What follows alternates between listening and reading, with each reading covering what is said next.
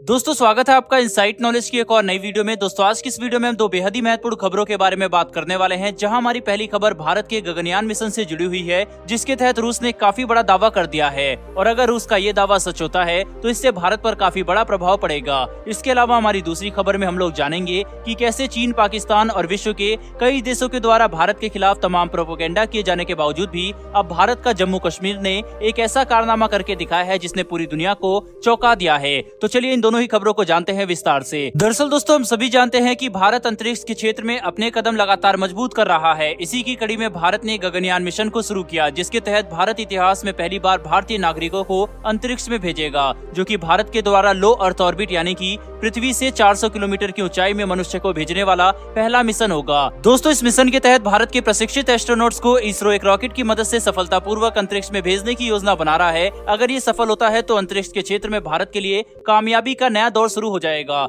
Gaganyaan mission की पहली उड़ान साल 2022 के अंत तक होनी थी, लेकिन इसकी पहली उड़ान साल 2023 तक भी हो सकती है, जिसमें किसी इंसान को इस्तेमाल नहीं किया जाएगा और केवल गगनयान प्रोजेक्ट के रॉकेट और दूसरे उपकरणों को ही लॉन्च के जरिए टेस्ट किया जाएगा। जिसके बाद अगर सब कुछ सही रहता है तो साल 2024 तक भारत अपने इतिहास का पहला मानव अंतरिक्ष मिशन शुरू करेगा, जिसके तहत गगनयान एक स्वदेशी GSLV Mark 3 रॉकेट के जरिए भारतीय एस्ट्रोनॉट को अंतरिक्ष में लेकर जाएगा, जो कि भारत के लिए अंतरिक्ष के क्षेत्र में सबसे बड़ी कामयाबी होगी। लेकिन अब रूस ने गगनयान मिशन में इस्तेमाल होने वाले रॉकेट को लेकर एक काफी बड़ा दावा कर दिया है। दरअसल रूस भारत के साथ अंतरिक्ष के क्षेत्र में काफी बड़ी डील की उम्मीद लगा रहा है, जिसके तहत रूस की तरफ से ये बयान निकलकर सामने आया है कि भारत अपने गगनयान मिशन के तहत अपने स्वदेशी GSLV Mark 3 रॉकेट के बजाय रूस का सोयूज रॉकेट इस्तेमाल करेगा, और इसके लिए भारत और रूस के बीच में बहुत जल्दी एक बड़ी डील साइन हो सकती है। दोस्तों रूस यहाँ पर जिस रॉकेट की बात कर रहा है वह अंतरिक्ष के क्षेत्र में इस्तेमाल करने के लिए एक बेहद ही सक्षम और भरोसेमंद रॉकेट है, जिसे 1966 में विकसित किया गया था,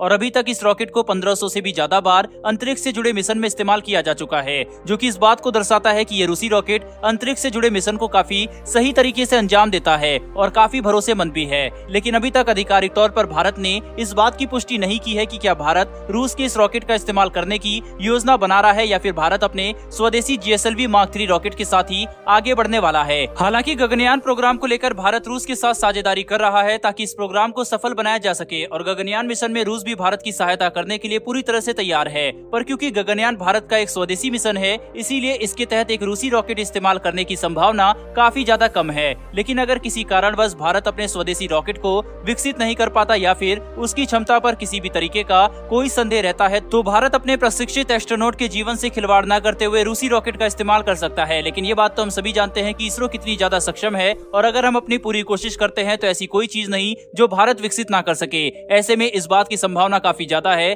कि भारत सफलतापूर्वक GSLV Mark 3 रॉकेट को विकसित कर लेगा, और गगनयान मिशन के तहत भारत रूसी रॉकेट का नहीं बल्कि अपने स्वदेशी रॉकेट का इस्तेमाल करेगा। बहरहाल दोस्तों बढ़ते हैं हमारी दूसरी खबर की तरफ। तो दोस्तों ये खबर भारत के एक केंद्र शासित प्रदेश यानी कि जम्मू कश्मीर की तरफ से निकलकर सामने आ रही है, जिसके तहत इस साल अभी तक लगभग 1.62 करोड़ टूरिस्ट जम्मू कश्मीर की यात्रा पर जा चुके हैं, जो कि पिछले 75 सालों में सबसे बड़ा आंकड़ा है। और ये न कि केवल जम्मू कश्मीर में हुए विकास और शांति को दर्शाता है, बल्कि भारत के खिलाफ प्रोपेगेंडा करने वाले चीन और पाकिस्तान पर भी एक काफी बड़ा तमाचा है। जिस तरह से पाकिस्तान और चीन अक्सर जम्मू कश्मीर के हालातों पर सवाल उठाते रहते हैं और वहाँ पर अशांति होने का दावा करते हैं, ये रिपोर्ट इस प्रोपेगेंडा के ऊपर एक काफी बड़ा तमाचा है, जिससे ये भी साबित होता है कि भारत का हर हिस्सा काफी तेजी से विकसित कर रहा है। साथ ही सालों से आतंकवाद प्रभावित रहे जम्मू कश्मीर भी अब शांति की राह पर चल रहा है, और करोड़ों लोग हर साल जम्मू कश्मीर में घूमने जा रहे हैं। दोस्तों पर्यटकों के अलावा जिस तरह से जम्मू कश्मीर में सऊदी अरब, UAE और कई अरब देश अरबों डॉलर का निवेश कर रहे हैं, ये अपने आप में एक काफी बड़ी बात है, जिसका प्रभाव जम्मू कश्मीर की अर्थव्यवस्था पर भी साफ तौर पर देखने को मिलेगा,